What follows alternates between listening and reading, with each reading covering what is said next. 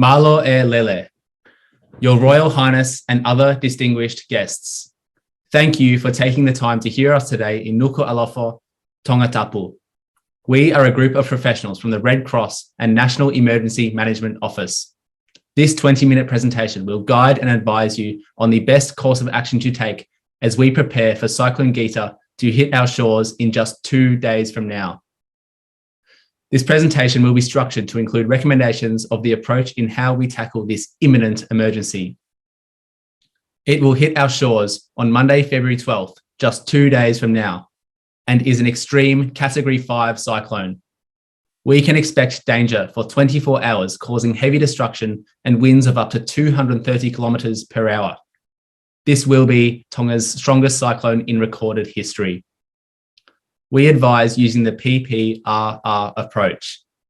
These 4 areas of focus are ensuring that we have adequate prevention, preparedness, response, and recovery, or whaka ehe ehe mehe, matutu tali, and whakakeke in place to mitigate impacts in all of these areas.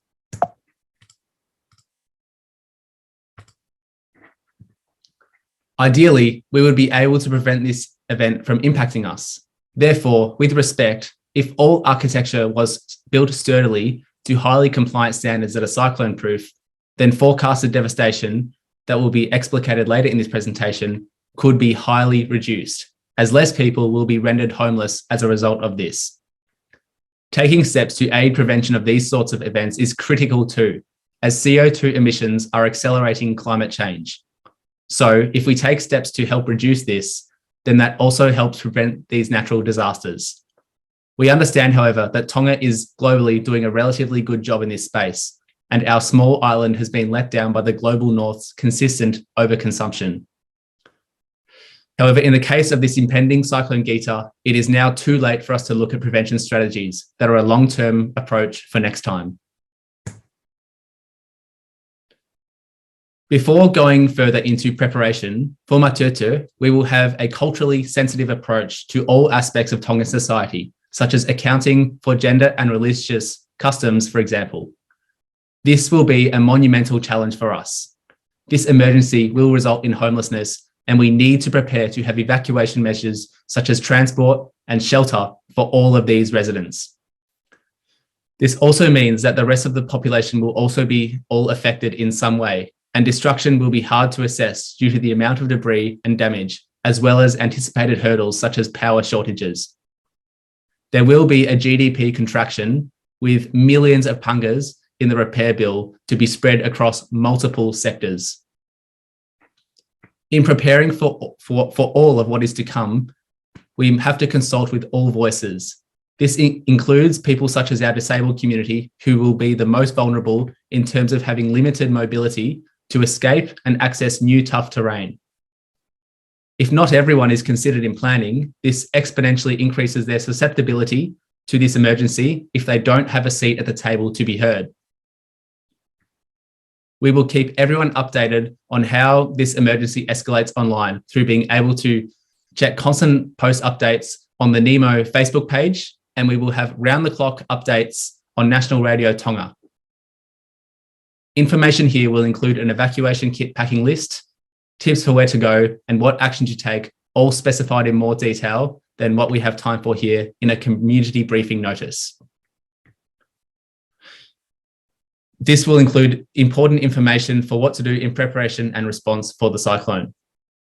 We must prepare to have resilience and national unity to help us get through this crisis. Malo opito. Thank you. Maddie, our incident controller, will now talk about our planned cyclone response. In our proposed response, or TAL, we are cautious of creating a ready-made solution. Rather than leading Tonga, we believe the best outcomes will be achieved through localisation and harmonisation of humanitarian action. In doing so, we want to find the best solution within and inside Tonga. Our team, as technical support, believe we can help to strengthen the capacity and coordination that Gita requires. Here in Tonga, NEMO is a counterpart to the National Emergency Management Committee. Although our initial response in this emergency situation must be rapid, We need to address the needs of Tongan people, and we want to stress the importance of building close connections with the NEMC, government ministries, and its departments. By establishing a clear line of communication, the response will be strengthened. Our team recommends taking an all-agency comprehensive approach with shared responsibility. Under this approach, we suggest the establishment of NEMO clusters to coordinate a coherent and cohesive response in responding to Gita. Coordination of an emergency response team is important. However, as the response unfolds, we believe that a phased and linked long-term development program and outcome is best. Learning from Tropical Cyclone Winston's approach, their response was most successful when intervention measures were adjusted over time. Building on existing partnerships with relevant people and the community will enhance this integrated response. Our team understands the importance of already existing structures within Tonga. We would like to use these to our best advantage in responding to the cyclone. We will do this by establishing a cluster approach. This will link the international humanitarian partners' approaches and teams already existing within the NEMC system. These clusters will need to communicate directly with local structures of communication to ensure there is no overlap in resources and response. This will help ensure that resources are equally distributed according to the need and the correct governing body oversees its implementation. Due to the relatively small size of the local Tongan agencies, individuals may be involved across multiple clusters. We advise that establishing the 4 Ws framework, who, what, when, and where, will provide clarity. Appointing a local cluster lead who are locals and have local knowledge will be important for effective coordination between agencies. Throughout the early recovery stage, we'll establish processes and policies in alignment with these emergency cluster responses in Cyclone Winston. This will include terms of reference and standing operating procedures and a work plan. This will help clusters to clarify their scope, roles, and responsibilities. Once we establish an emergency operations centre, we must establish and coordinate a needs assessment. We are aware that community leaders and volunteers will be dealing with the damage to their personal home, family, and area. Therefore, we suggest the government proactively requests help from international volunteers and UN partners. A rapid needs assessment, which is done in a timely manner within the first week of the disaster, will allow the effective equal distribution of emergency supplies within the cluster system. The impact assessment should be done within 24 hours of the tropical cyclone and take place across both islands. This will ensure that locals are not overwhelmed by the collection of data in the post-disaster stage. We suggest using the cluster system and sharing information between agencies will enhance this needs assessment. The needs assessment will be conducted and enhance the ability for agencies to carry out a prioritised and efficient response. We suggest using a combination of standard rapid assessment forms and disaster needs assessment forms. These assessment forms should be used in the initial assessment and in response to the first 24 hours. A more in-depth assessment should use the disaster needs assessment, and using the same form across all of the clusters will ensure consistency across the response and recovery stages. Within a week after Cyclone Gita and ongoing, the NEMO team should provision emergency shelter such as tarpaulins and evacuation centre supplies. Reviewing the assessment form will build data collection capacity and ensure that members of the community and their needs are prioritised. Now I'll pass on to Anna, our funding and asset manager. We propose the activation of an emergency management fund. By having the money that the NEMO teams and other government officials can access, the potential for the response and recovery effort can become more efficient. The Emergency Management Fund will allow us to implement strategies and activities that will reduce the risk and harm of disaster. Having a national emergency fund will also increase the likelihoods of the funds being allocated effectively, thus reducing the amount of funds being misused. With coordination from the emergency operations centres, the Management Emergency Fund shall be used effectively. We also advise the Emergency Management Fund should be increased as the destruction of Cyclone Gita will continue to rise after the cyclone has passed. We also propose for a specific division created within our NEMO team that will work directly towards the coordinating and provision of the emergency relief funds. A dedicated team responsible for the funding towards the response effort has the ability to streamline the response times. The funding team will help coordinate where the funding from both the Tongan government and other organisations such as the United Nations and other governments such as Australia and New Zealand will go. With the assistance of the Emergency Management Fund, our NEMO team will be able to establish a coordinated response most effectively. The funds provided should cover areas such as humanitarian supplies, immediate shelter, health, water, sanitation and hygiene, otherwise known as WASH, funding for the essential services such as hospitals and hospital equipment, and for cash transfer sectors. With pledges of funding from other governments such as Australia and New Zealand and other organisations such as the United Nations and its affiliate organisations, coordinated fund management is most needed to provide the Tongan people with the best possible outcome. The funding management within our NEMO team should also have direct lines of communication with those on the ground through the Tongan government, as this will allow us to coordinate where the resources are most needed. It should also have a direct line of communication with the Emergency Operations Centre, the cluster coordinators from DFAT and other organisations. We believe that the Management Fund should also be able to seek specific types of funding from organisations. The funding should also follow the cluster system approach as mentioned earlier by Maddie. This will help streamline the funding and relief efforts of our NEMO team. Thus, using the cluster system will provide the most effective response for the Tongan people. It will also ensure that the funding gets allocated correctly and with reducing the risk of misfunding once again. We also believe that after the immediate relief assistance, the NEMO funding team should still be available to help with the long-term recovery efforts that Milton will go into.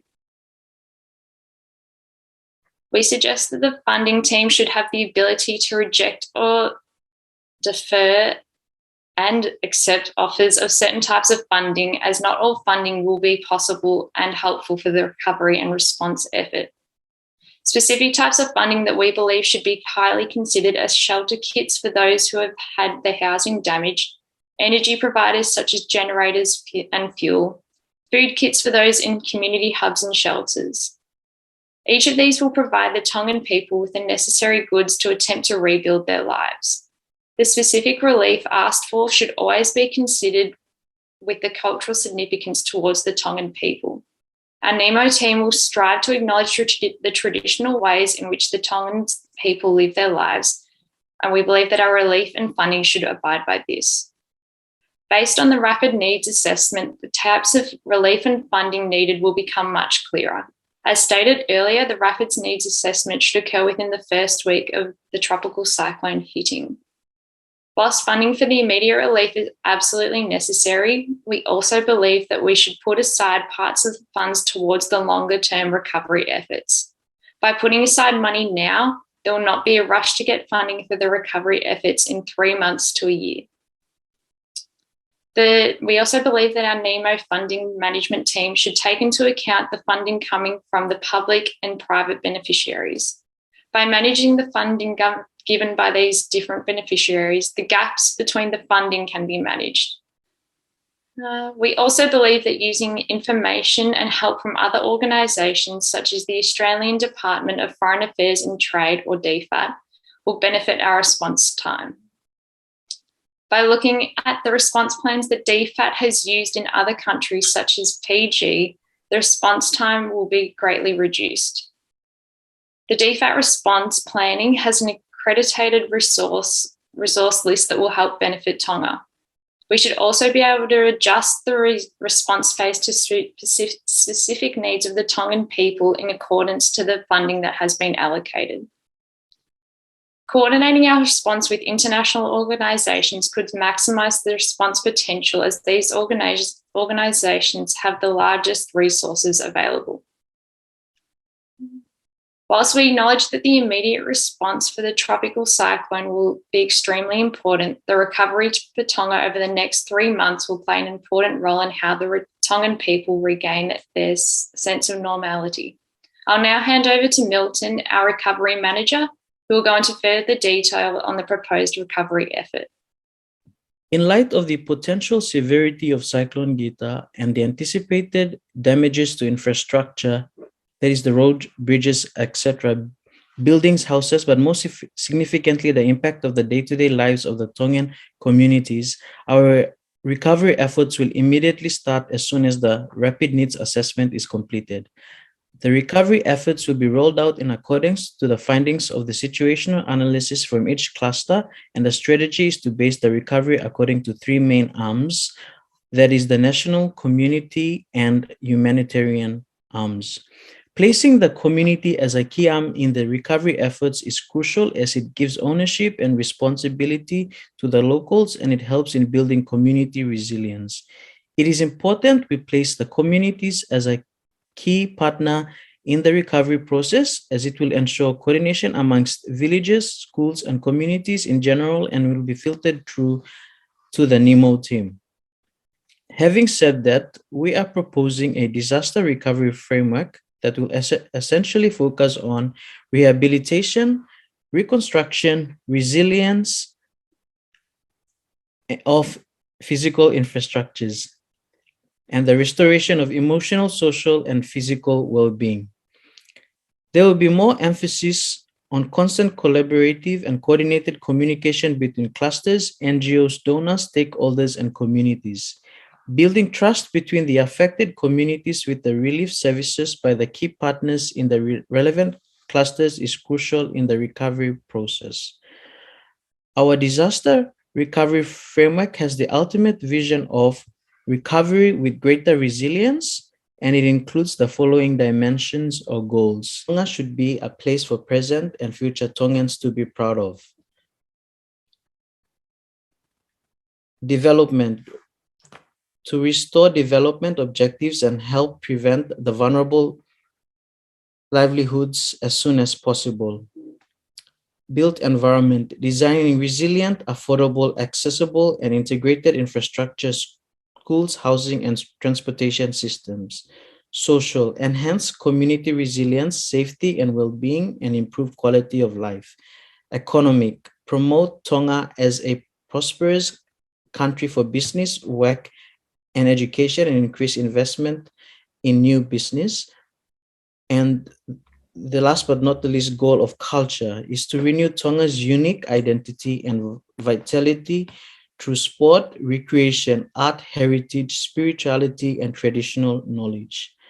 Our recovery efforts should be guided by the following principles to achieve this vision. These principles, along with normal public sector requirements and obligations, will provide guidance at a strategic level. The Ministry of Finance and National Planning and other government agencies will refer to them as they plan and implement recovery activities together. So the principles of recovery plan. We believe that if these principles are followed, recovery efforts will be achieved. Spirituality. This principle is consistent with the motto, God and Tonga are my inheritance. Building back better. Building back better supports the definition of recovery as improving living conditions, reducing vulnerability, and supporting development objectives, as well as promoting resilience to future risk from natural hazards, such as climate-related and geological, and building back better is the key to the policy commitment to improve the resilience of critical infrastructure and means that public buildings will be built to a higher standard. Inclusive. The cyclone disproportionately will affect poor people, particularly children, women, girls, migrant workers, and the elderly, and those with disabilities. During the recovery process, all programs and plans will target the recovery needs of the most vulnerable individuals and communities, including gender, disability, and social issues. The government will work with public and private agencies to reach those affected vulnerable populations. Building resilient communities and institutions. Recovery efforts will support making Tonga communities and assets are more resilient to climate change and other hazards. In order to achieve risk-informed development, disaster risk management, and climate change adaptation needs to be mainstreamed. Ultimately, climate resilient infrastructure must also be built and DRM legislation and policies reviewed to ensure they provide significant direction for the government and for communities. Ensuring sustainable outcomes. All recovery programs will need to produce sustainable outcomes that benefit Tongans now and in the future. They will be monitored closely to ensure outcomes are achieved, and regular reports will be provided to government and communities to ensure the recovery is on track. Finally, the principle of protecting our environment. Environmental impact assessments and appropriate demolition and waste disposal management will be necessary in order to ensure that recovery efforts do not harm the environment. Our recovery efforts will be based according to the cluster approach, and this will be prioritized according to the sectors of or the clusters of coordination and logistics, which will be led by the NEMO team. Repair and rebuilding of houses and reconstruction, which will be led by the Ministry of Infrastructure, Education, Ministry of Education, Essential Services, Ministry of Public Services, Shelter and Non-Food Items, the NEMO team, Safety and Protection, Ministry of Internal Affairs, Communications, Department of Communications, WASH, Ministry of Health, Food Security and Livelihoods, Ministry of Agriculture, Forest and Fisheries. Economic and Social Recovery will be led by the Ministry of Finance and National Planning. So this, what I've mentioned, is the national recovery efforts by the government.